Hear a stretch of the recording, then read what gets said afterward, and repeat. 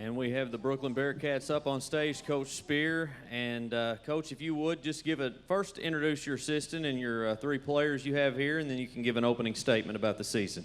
Yes, sir. John Profit, our new defensive coordinator, is to my right, and players to my left, Braden Half, a defensive end and offensive guard, Trent Still, our quarterback, and plays some defensive back for us, and Caden Strode, plays running back and some defensive back for us also.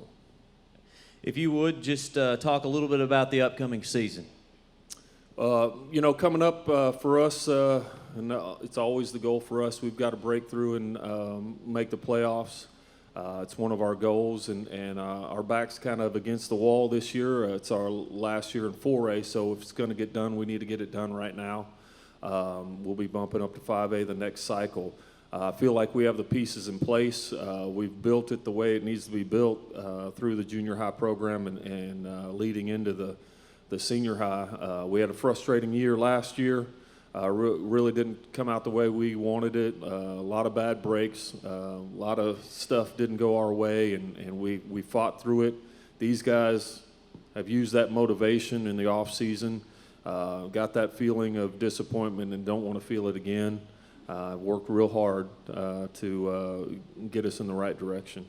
I'm going to have you talk a little bit about the offense, and we'll let your defensive coordinator talk about the defense. All right, offensively, last year I felt like we were, our offensive line, we had a lot of offensive linemen. We didn't have a lot of skill position players. We had a lot of young guys get a lot of reps at those positions that will help us this year. Offensively, we're faster than we've ever been at Brookland right now, and that'll be helpful where we can stretch people from sideline to sideline and then attack them so they can't just stack in the box. But our offensive line, we will return 2 or 3 of them on that, but we've got some guys stepping in there that are juniors or seniors that have had a lot of experience. We run the same stuff. We will have different reads, and we'll run a lot of misdirection, and that's where we'll take advantage of people. But our backs, I feel like the guys we have back there right now in the backfield are going to cause some fits for people because we can go either direction. We've got 3 guys right now, 3 or 4, that can really break a big play on you at any time. And we'll let your defensive coordinator talk about the defensive side of the ball. Having been with them through the spring and then most of the summer so far, really excited about the guys we've got. 2 deep at linebacker in the secondary, working out our defensive line here. We've got 2 guys that anchor it for us in Half and then Bentley Hart. Linebackers are really impressed with me, the way they run around, getting the D-backs where they need to be, and just really excited about what we got so far. Okay. Coach, one thing that I noticed on last year's schedule is that you lost 3 games by less than a touchdown. I mean, you were close, and specifically against a Gosnell team that was obviously very good in your conference. You lost to them in overtime. So very close to turning that corner. Yeah, those are those ones that are heartbreakers that you'll remember for a long time, and our kids remember them. A couple of these guys I had to drag off the field because they didn't want to leave after that game. But, you look back at those games and those situations, and they hear me preach about it all the time. All the small things add up to big things, and you can go back to look at that, definitely the Gosnell game and those little small errors we made, the little things we could have done better, and, we turned that game around. So, hopefully we've got that out of our system and we can do all those things and proceed to tie some wins together, enough wins in conference for sure to break that seal on the playoffs. Coach Profit, if you'd change. Biggest challenge to you, your conference is diverse tremendously as far as playing smash mouth football to wide open spread. Your mindset, what it has to be to combat the variety of offenses that you will face. Right. So we will base out of a forefront, which I think will allow us to be multiple in the backfield there. At forefront, we can play against anybody that we face based out of that. In the back end, we'll be multiple, help us transition easily to spread teams. so I don't think it'll be a problem. Just really, like Coach said earlier, working on getting their keys, getting their drops, being real fundamentally sound, and just playing fast, therefore. So. Okay. Any coaches, any players, junior highs have been very successful the last couple of years. How does that translate to senior high football, and how many underclassmen do you expect to play key roles? Yeah, the last 3 years for sure in junior high, we're runner-up for 2 years, and then last year we were conference champs.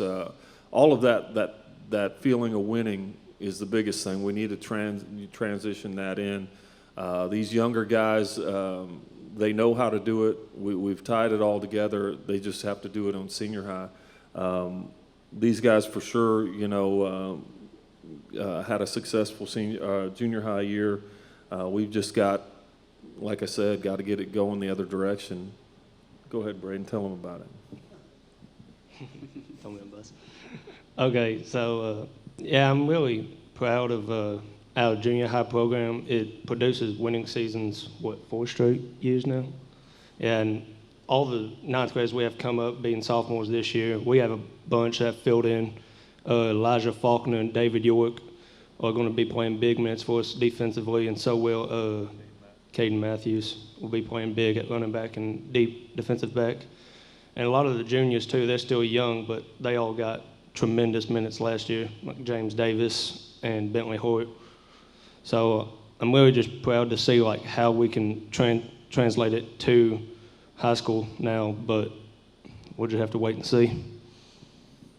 And we just have to, as coaching staff, continue to develop those kids. And we struggle a little bit with keeping kids out. It's so hard. A lot of people that watch high school football don't realize, these kids, play a lot at 7th grade, and they might have an 8th grade team, and then their 9th grade team, and they're starters, and all of a sudden you become a sophomore and you're sitting the bench, or you're playing JV games. And we lose a lot of kids.